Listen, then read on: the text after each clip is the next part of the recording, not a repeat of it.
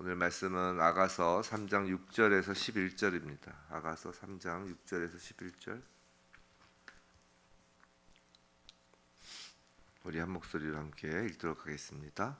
모략과 유향과 상인의 여러 가지 향품으로 향내 풍기며 연기 기둥처럼 거친 들에서 오는 자가 누구인가? 볼지어다 솔로몬의 가마라. 이스라엘 용사 중 60명이 둘러쌌는데 다 칼을 잡고 싸움에 익숙한 사람들이라 밤의 두려움으로 말미암아 각기 허리에 칼을 찾느니라.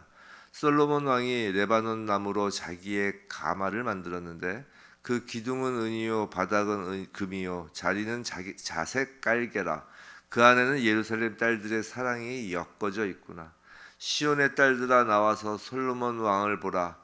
혼인날 마음이 기쁠 때 그의 어머니가 씌운 왕관이 그 머리에 있구나. 아멘. 오늘 과거, 현재, 미래가 아닌 영원, 과거, 현재, 미래가 아닌 영원이란 제목으로 우리 말씀을 받을 때 정말 우리가 이 땅에서 비록 살고 있지만 영원에 속한 자로서 이 땅의 삶이 누려지길 주님의 이름으로 축원합니다.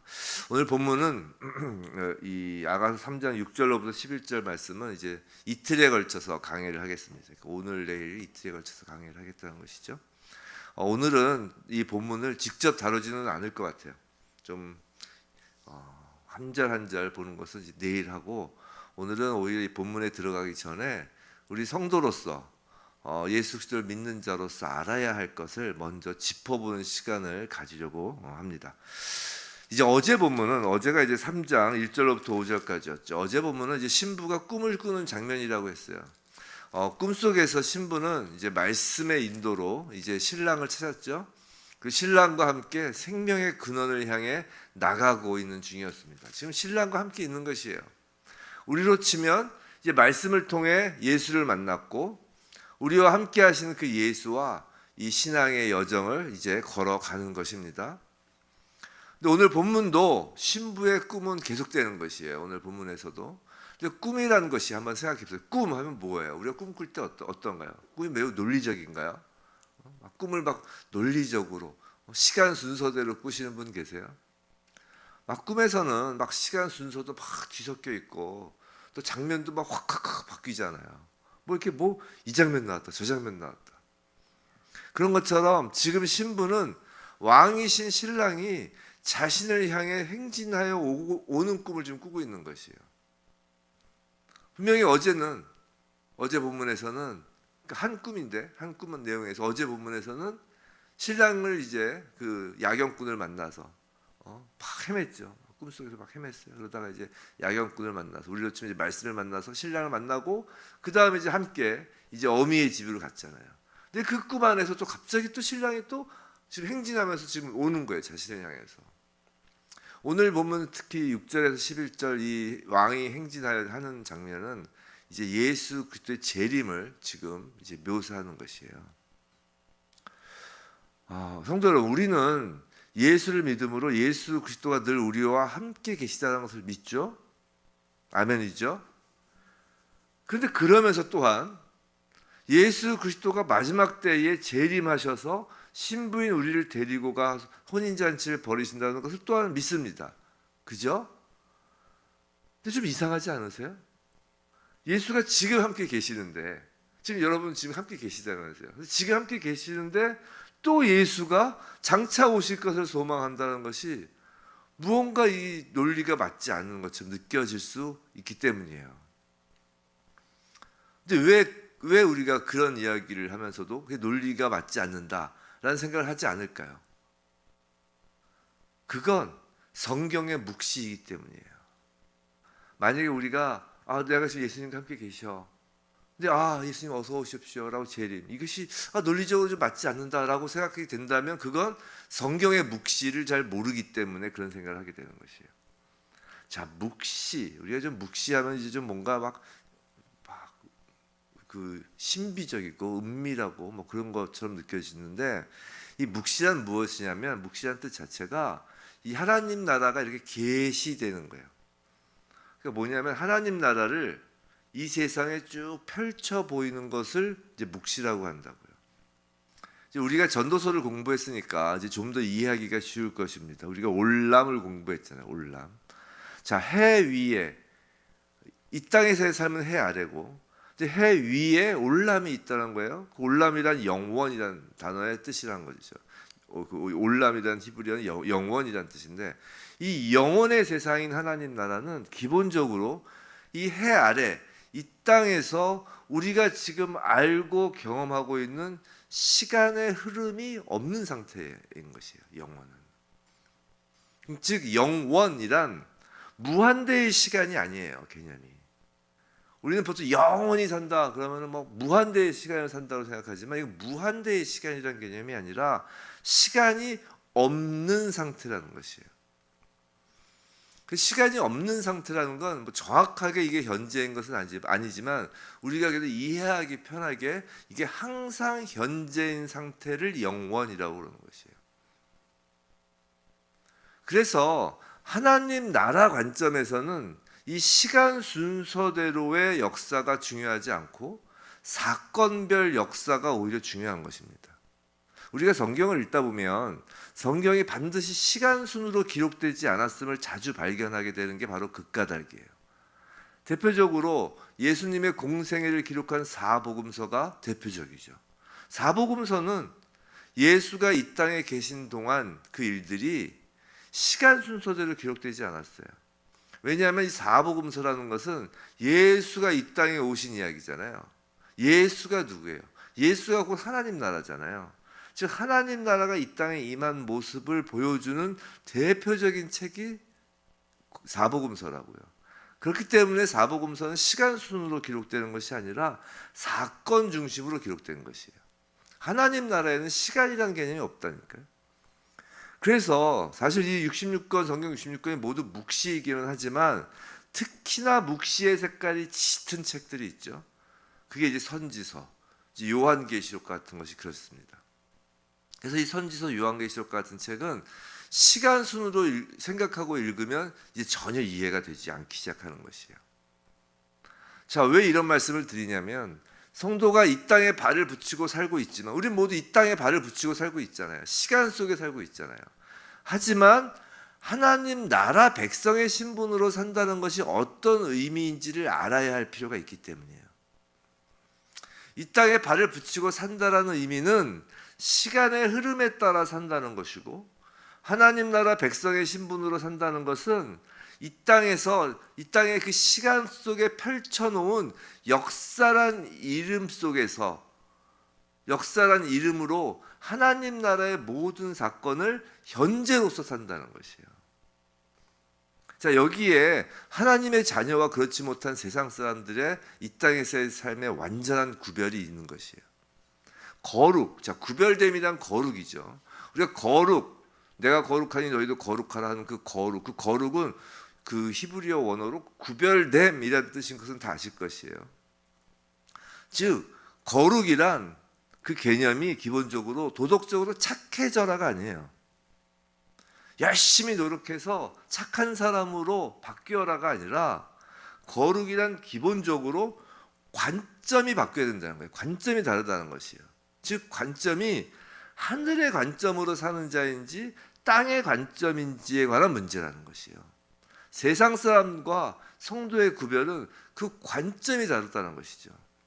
자, 먼저 세상 사람, 땅의 사람을 볼까요? 세상 사람은 이 땅에서의 그 시간의 흐름 속에, 시간의 과거, 현재, 미래라는 이 시간의 흐름 속에 영혼과 육신을 모두 얹어놓고 사는 사람을 세상 사람이라고 그러는 거예요.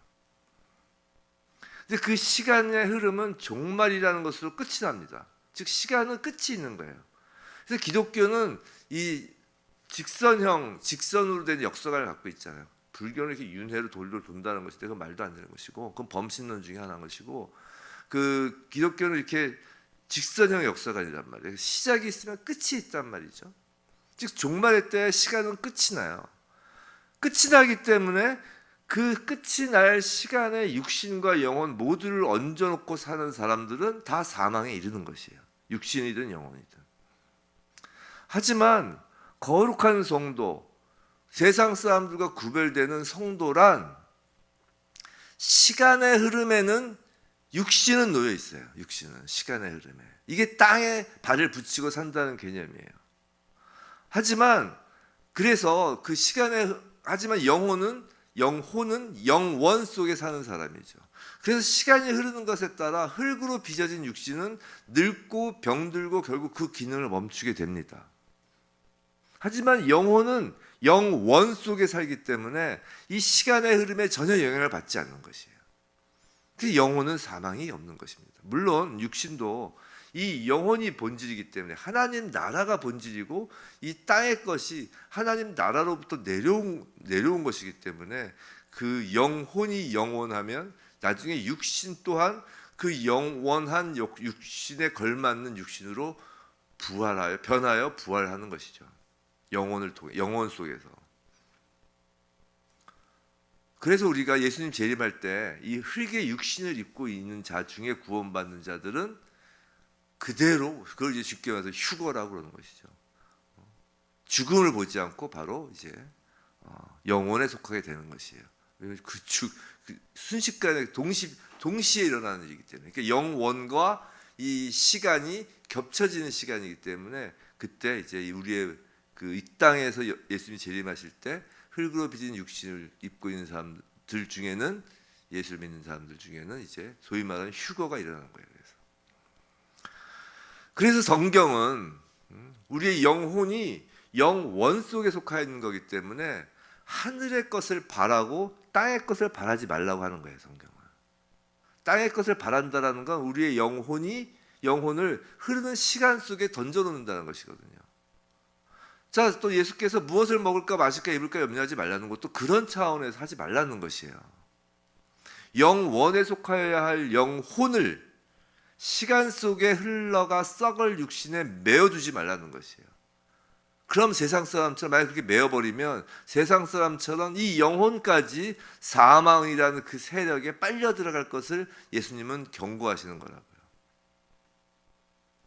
하나님께서 하나님의 자녀를 이 땅의 시간의 흐름 속에 육신으로 놔두신 것에는 다 목적이 있으셔서 그런 것이에요. 그렇기 때문에 목적은 하나님이 갖고 계신 것입니다. 우리가 이 흙으로 빚어진 육신으로 예수를 믿었음에도, 영혼은 거듭났음에도 이 육신은 부패할 육신으로 그냥 놔두시고 이 땅에 두신 것은 다 목적이 있으셔서 그런 것이에요.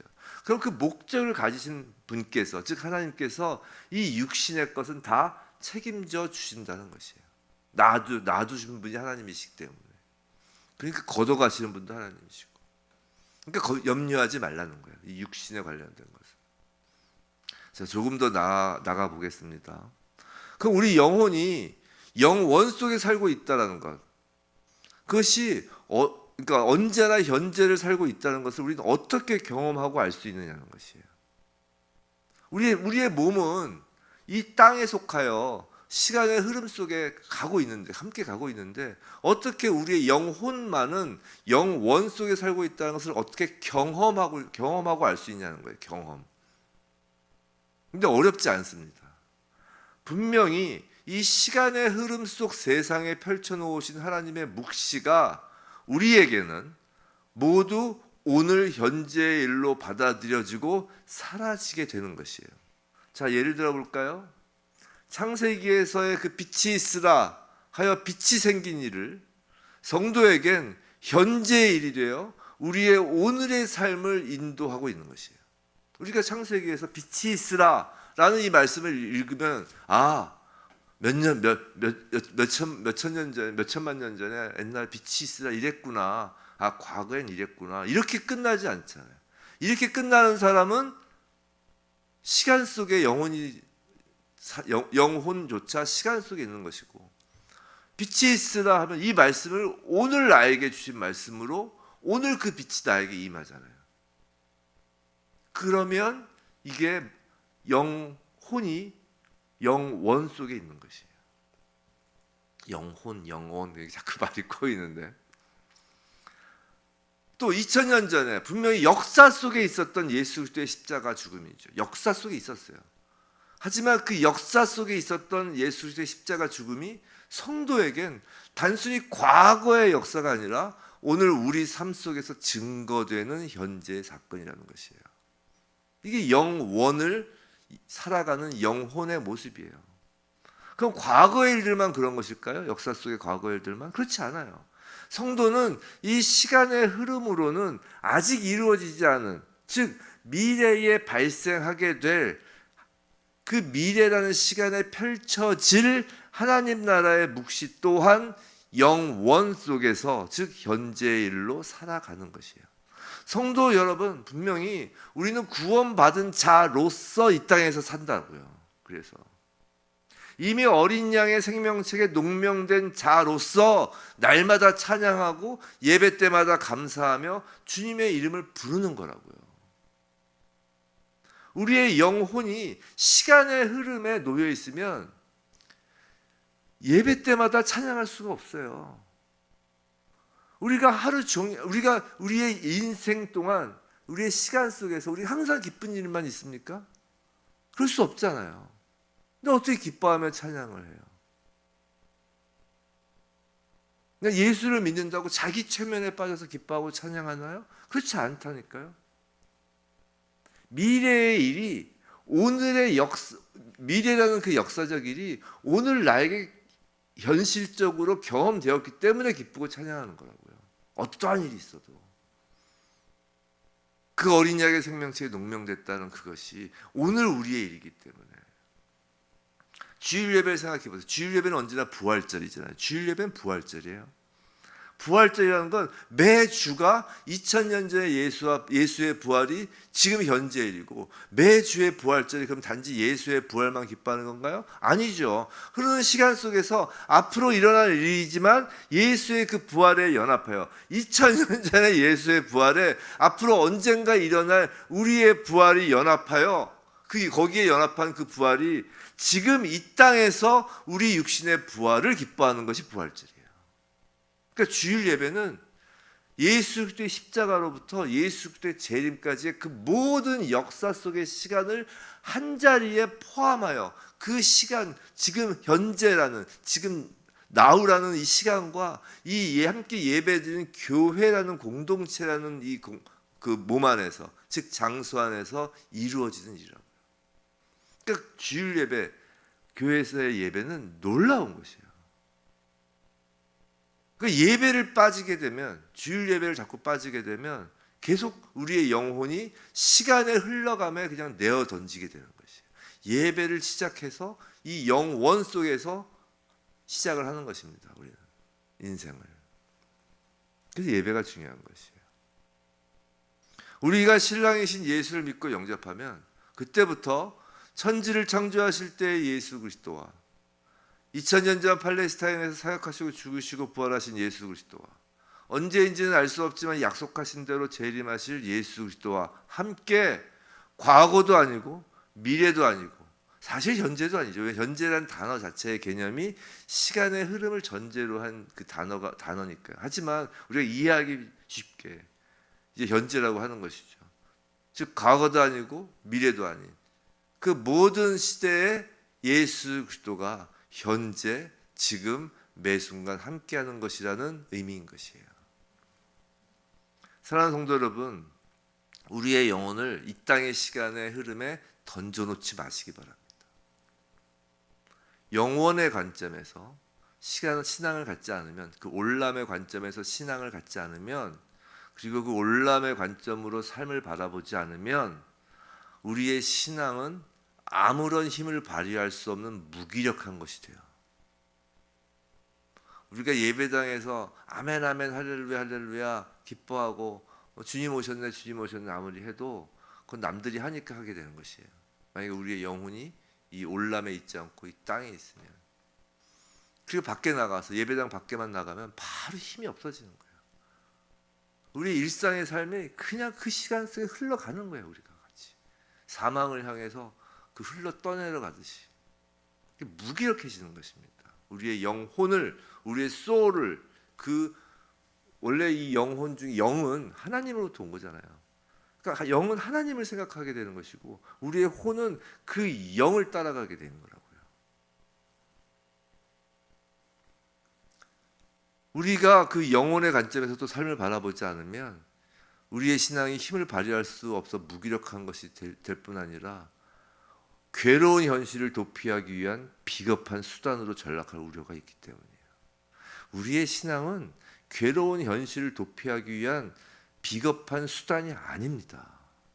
우리의 신앙은 능력이에요.